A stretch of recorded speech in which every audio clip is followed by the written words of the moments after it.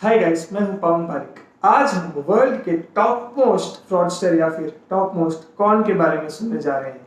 उनका नाम था नटवर लाल। उन्होंने अपने लाइफ टाइम में 3 बार ताजमहल को सेल किया था और पार्लियामेंट हाउस को 1 बार, लाल किले को 1 बार और राष्ट्रपति भवन को 2 बार सेल किया था फॉरेनर्स के हवाले।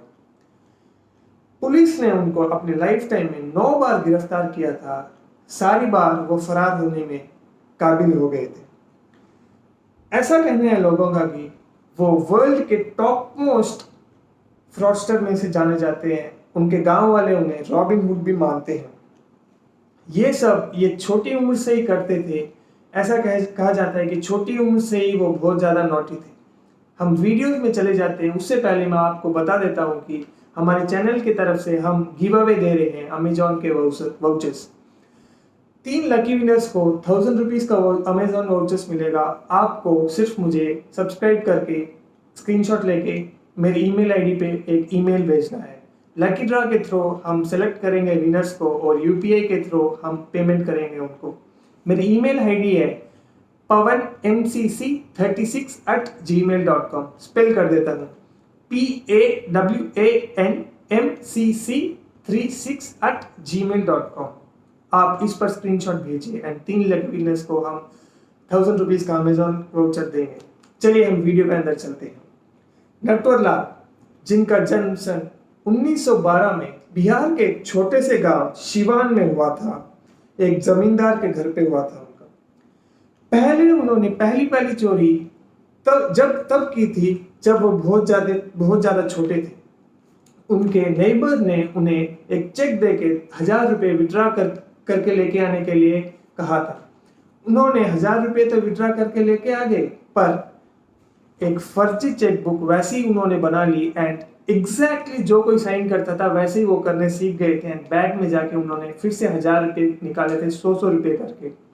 जैसे ही अकाउंट बैलेंस देखते हैं वो नेबर अपना, देखते हैं कि कुछ अमाउंट सही नहीं है मेरे बैंक अकाउंट में। फिर वो बैंक जाके पूछते हैं, तब पता चलता है कि किसी ने पैसे निकाले हैं।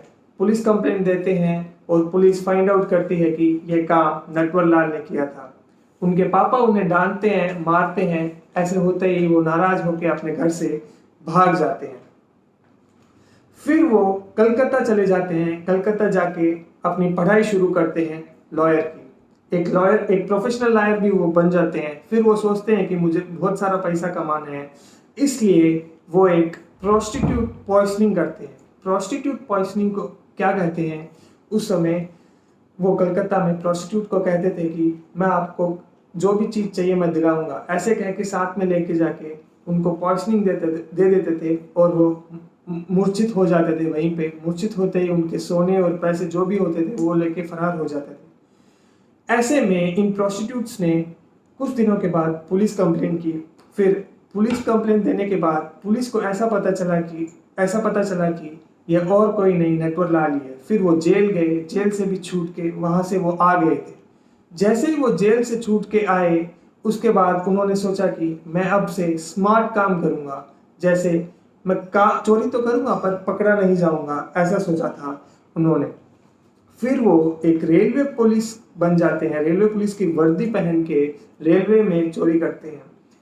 चालान काट देते हैं कि आपको 10 किलो का राइस या फिर 10 किलो का व्हीट आपकी जगह मिल जाएगा। पैसा ले लेते हैं एंड जैसे ही वो रेलवे गुड्स ट्रेन वहां पे पहुंचती है, उसमें कुछ नहीं होता है।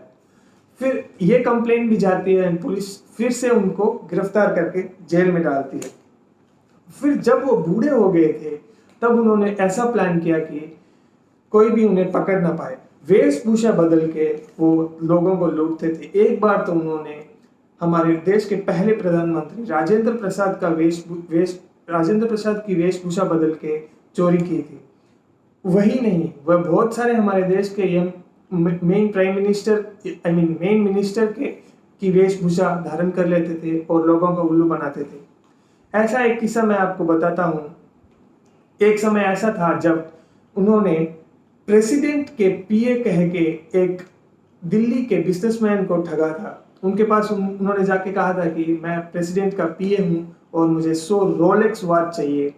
चेक दे के आ गए थे। जैसे ही वो बिजनेसमैन चेक देता है बैंक में, वो चेक बाउंस हो जाता है। ऐसा ही नहीं, उन्होंने हमारे देश के richest persons like Ambani, Tata और बजाज को भी ठगा है, ऐसे कह के कि मैं बहुत गरीब हूँ, मेरे पास पैसा नहीं है।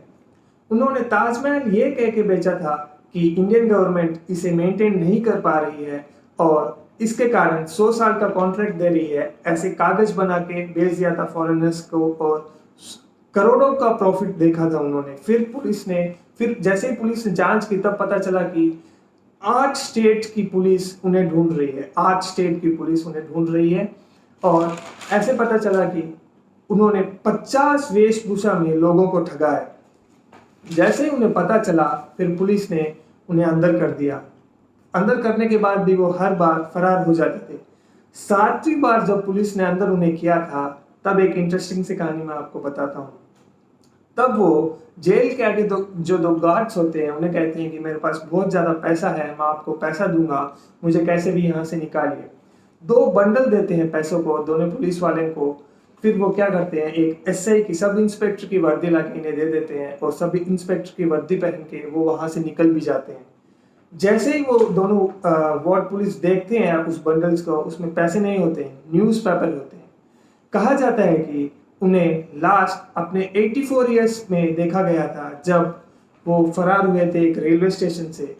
उन्होंने ऐसा कहा था कि मेरे लीवर में कोई प्रॉब्लम है, आई मीन किडनी में कोई प्रॉब्लम है, सो मुझे हॉस्पिटल जाना है। पुलिस उन्हें हॉस्पिटल ले जा रही थी कानपुर से दिल्ली। तब वो रेलवे स्टेशन से भाग गए थे और फिर लोगों का ऐसा कहना है कि लोगों ने उन्हें कभी नहीं देखा। उनके बड़े भाई सामने आकर सन 1996 में कहते हैं कि मेरे छोटे भाई का डेथ, आई मीन नटवरलाल का डेथ हो गया है, और क्रिया भी कर देते हैं वो। उसके बाद पुलिस क्या करती है, सारे केसों को क्लोज कर देती है एंड सोचती है कि नटवरलाल की मृत्यु हो चुकी है। इसके बाद सन 2009 में नटवरलाल के लॉयर आते हैं और कहते हैं कि नटवरलाल की डेथ हो गई है और आप ये सब केस क्लोज कर दीजिए।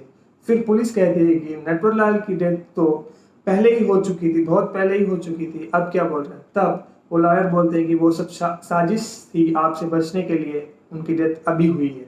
इसीलिए मैंने कहा था कि उनकी डेथ भी 2 बार हुई है एंड किसी के पास ये प्रूफ नहीं है कि उनकी डेथ कहाँ हुई थी। सिर्फ एंड सिर्फ कंटेंट के हिसाब से मैं आपको बोल रहा हूँ। आज तक किसी को नहीं पता चला है कि उनकी डेथ कब हुई है। मेरा तो ऐसा जानना है कि अगर इंडियन गवर्नमेंट उनके दिमाग का वैल्यू करती एंड इंडियन गवर्नमेंट अपने हिसाब से उन्हें यूज़ करती, तो शायद तक इंडिया लेवल में और इंटरनेशनल लेवल में इंडिया के लिए वो बहुत अच्छा काम कर सकते थे। आप क्या सोच रहे हैं उसके बारे में कमेंट्स पे लीव कर दीजिए और गिव अवे का फ़ायदा भी उठाइए। धन्यवाद। अगले वीडियो में मिलेंगे हम। चीयर्स।